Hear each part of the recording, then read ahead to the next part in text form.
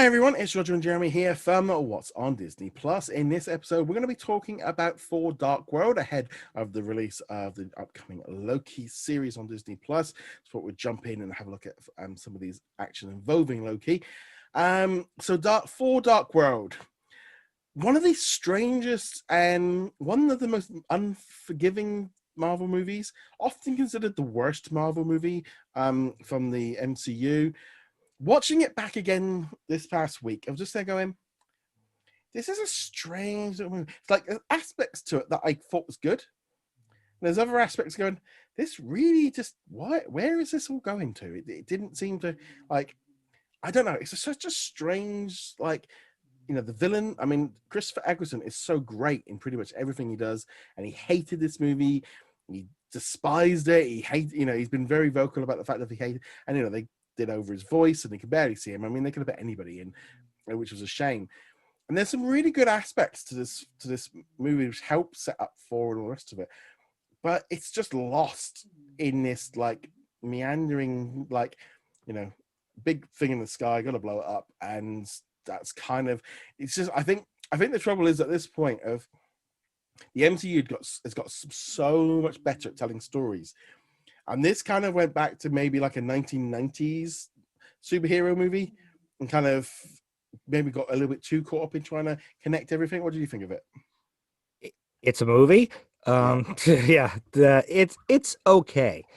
It is bottom tier of the MCU for me. I would still like it better than Iron Man 2, but those are the two worst MCU movies in my opinion.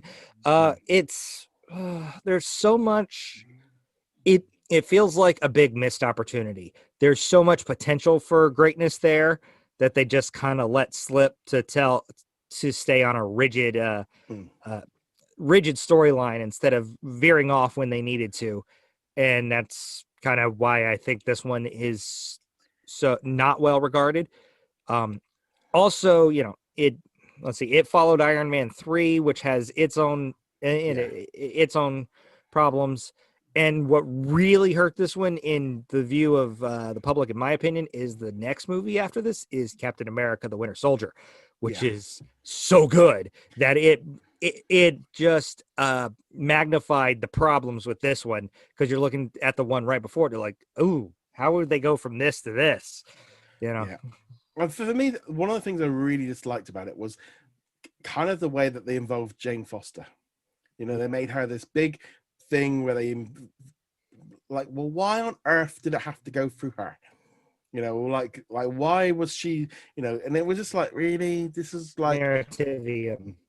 Yeah, I don't know. It just, that was the one thing for me. I'm just going, this is just so generic. That was the one, I know they had to bring her in, and I mean, this is the whole thing. I know that she's coming back for Thor: Love and Thunder, but this and the Thor movie, which I just didn't, I mean, I'm gonna be honest, it's just as a whole, with this and the Star Wars ones, she just always just comes across as very plain, on a plain Jane.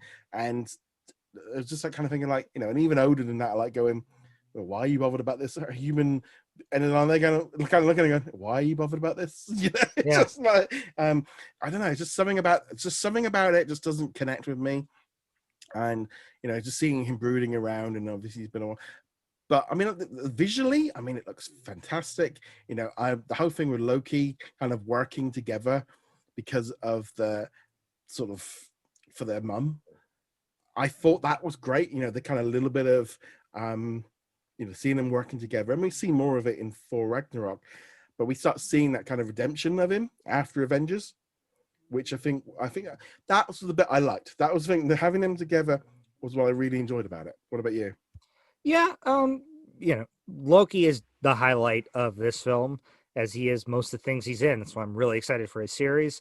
The Natalie Portman thing, I do think she has better romantic chemistry with Chris Hemsworth than she ever did with Hayden Christensen.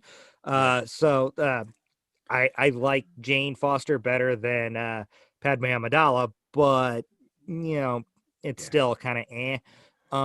like I said, I was honestly more excited to see Darcy back. I get just like Yeah, post One Division, you kind of look at her and kind of go, because really, I mean, we hadn't seen her after this for no, what, this is the six, last 7 time we saw years. WandaVision. Yeah, Yeah, and then it's I do like Kat Dennings and a mm, lot of things she's in. So, and then her quips are just funny. She's the comedic relief of this film, yeah, which I think maybe what Taika Waititi went was like, says I like that part. Let's make it yeah, funny, but they didn't bring her back. But they still, it's yeah, like, hey, get some quips in there for Ragnarok.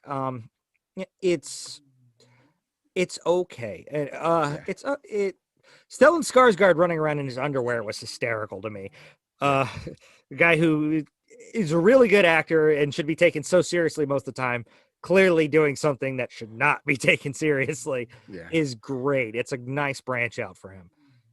I like it. It's one of those weird things of like, I mean, having just Thor taking on the elves, and I didn't mind all of that. I did that whole aspect of the story of like there being something kind of pulling them together and he's got to stop it, and that I didn't mind so much. I think it was just the whole thing of why did they have to put it into Jane to kind of it felt forced. That was my one.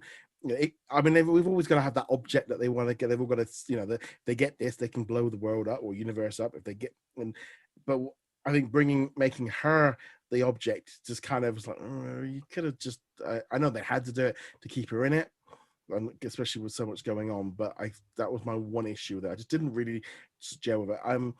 Will I watch this movie again? I probably at some point, but I'm watching it back now. Going, I was sitting there going, how many times have I seen this? Because I haven't seen this on as many. It was like it was Yeah. quite a like, yeah, I haven't seen this one very much. I don't think I think I actually even had it on Blu-ray and never even took it out the cellophane. That was one of the, like when you buy a movie and go, oh yeah, I saw that at the cinema, and then you put it on the shelf and you then realize years later you take it, oh, it's still in the cellophane. Yeah. Yeah, this is not one that I'm ever going to sit there and say, yep, I'm going to watch Thor the Dark World now. But if I'm trying to watch them either in release order or chronological order, I'm still going to watch it then. Yeah, It's, kind of like some of the middle Bond yeah. movies in there that people forget about. You're like, oh, yeah, I watched that when I watch them in order, but I never get excited for it. That's kind of what this is. It's just, it's there. Mm. It's fine. It's not bad. It's No, just and not good. I've kind of got to put that in a tone relief. Like, this is not a bad movie. We're not talking. We're not talking Wonder Woman 1984 here. That was Yeah, a bad movie. I haven't seen that one yet. That one's on. Don't. I only just watched Aquaman, so I'm still kind of I'm slowly making more. But yeah, it's just I think the trouble is again with the MCU so big now, and so interconnected, and we're also, I mean, you look at it, especially like for us now, of us getting like a new TV episode every week. We're being spoilt with the amount of content we've got, and the quality is so much higher. Nearly 8 years on, they can tell these kind of stories that maybe they wouldn't have done back then. But yeah, it's good. I mean, I'm going to give this one probably a 3.5 out of 5. It's not bad. It's just not great. It's Yeah. very much, if I was to rank the MCU movies, this is at the bottom. But if I was to rank superhero movies, there's a lot worse than this. Yeah. A load more. Yeah. That's the thing. You got to take it, measure it out. MCU, like I said, I like it a little better than Iron Man 2. They're my two bottom ones. What I'd give Iron Man 2, I don't remember. This is like a 1.5 to a 2. Yeah. But it's still better than 90% of the DCEU. It's still better than oh dear God, the later, what was it? Like the third Blade movie or like Spawn or some of those things that were just ugh. Or the Fantastic Four from 2015. Ooh, it's not that bad. It's still a solid movie, and it's enjoyable. There's lots of enjoyable moments in it. There's plenty of humor, lots of little bits in there. I mean, the fact you get little Captain America cameo in here as well, and there's lots of nice little things. I liked Odin in here as well, of like what he's doing, and it just helps set up.